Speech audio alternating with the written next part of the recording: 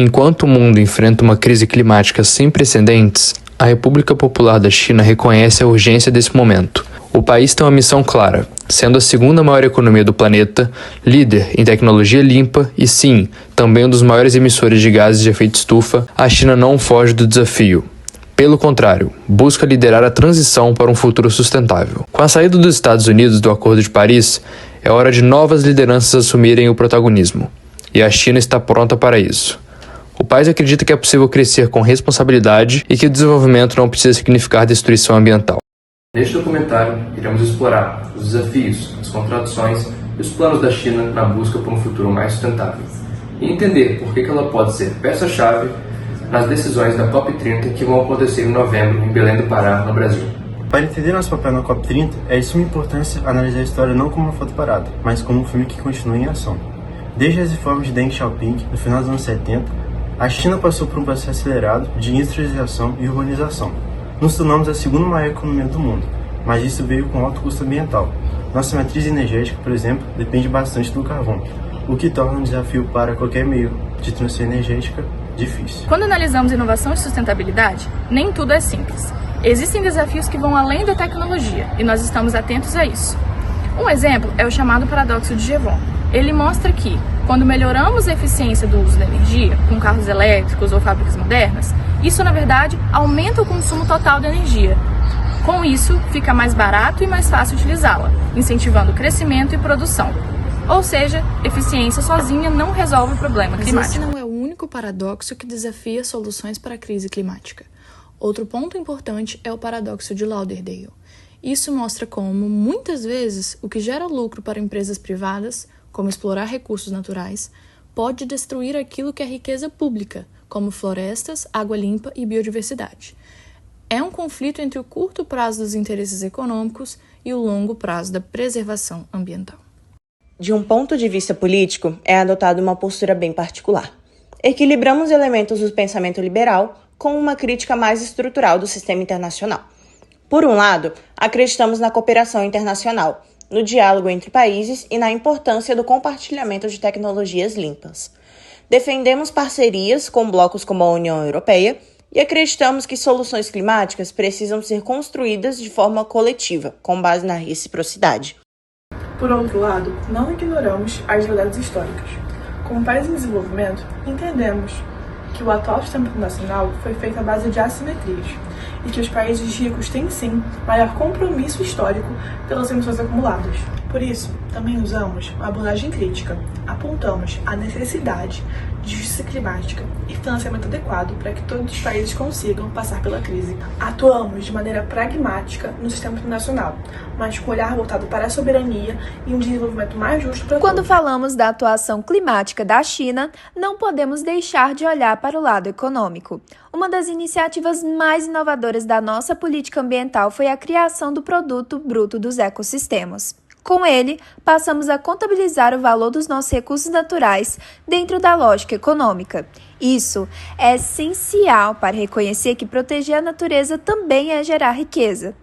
Um exemplo concreto disso é a província de Qinghai, onde promovemos o turismo ecológico de forma sustentável.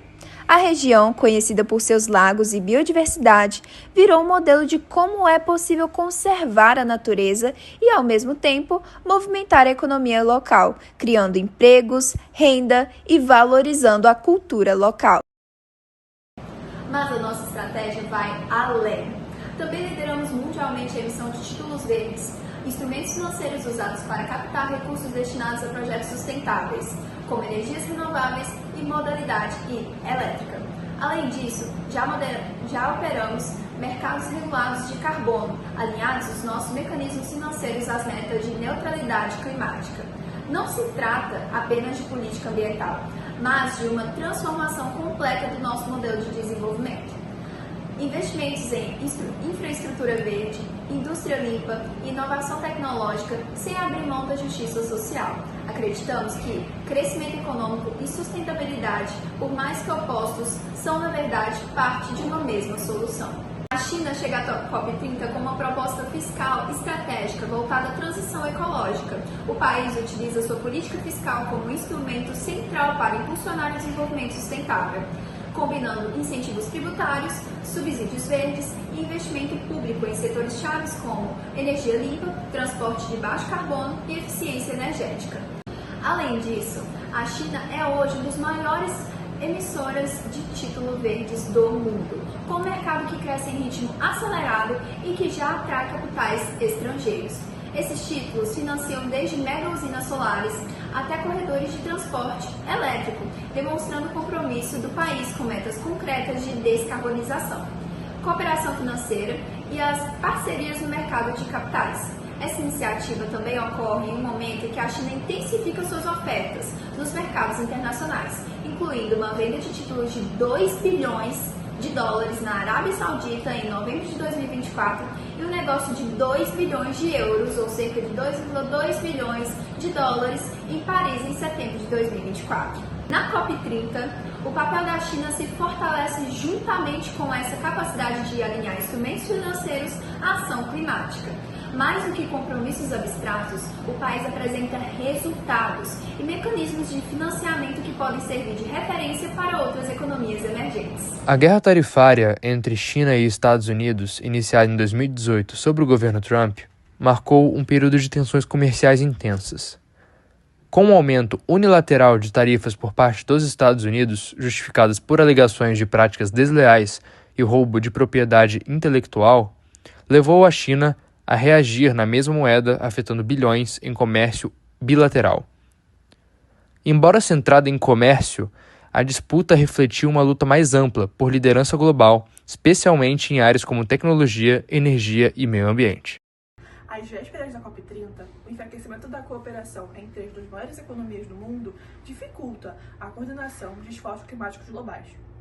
E no meio disso tudo, a política ambiental do governo Trump parece seguir o espírito da famosa frase "Make America Great Again", even if it gets a little smoky. But that's fine, America alone can handle it. Quando o assunto é crise climática, esse jogo fica ainda mais complexo, porque os problemas ultrapassam fronteiras. Uma queimada na Amazônia, uma enchente na Ásia ou a elevação do nível do mar no Pacífico afetam o mundo todo. É por isso que a China acredita no multilateralismo. Defendemos o princípio da ação coletiva e o conceito de bens públicos globais, como o clima estável que precisa ser protegido por todos para as futuras gerações.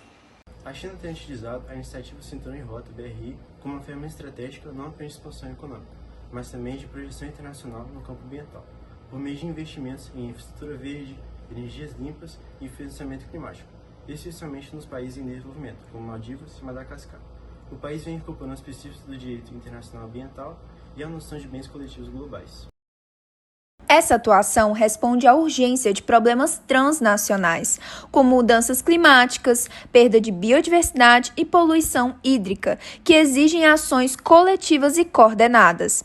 Ao implementar projetos sustentáveis fora de suas fronteiras e promover a recuperação ecológica interna, como nas florestas de Sichuan ou na bacia do Rio Amarelo, a China fortalece sua imagem como liderança ambiental emergente. Se usarmos os óculos das teorias liberais das relações internacionais, essa estratégia reflete a crença de que a cooperação entre Estados, o papel das instituições multilaterais e a interdependência podem gerar soluções efetivas para os desafios globais.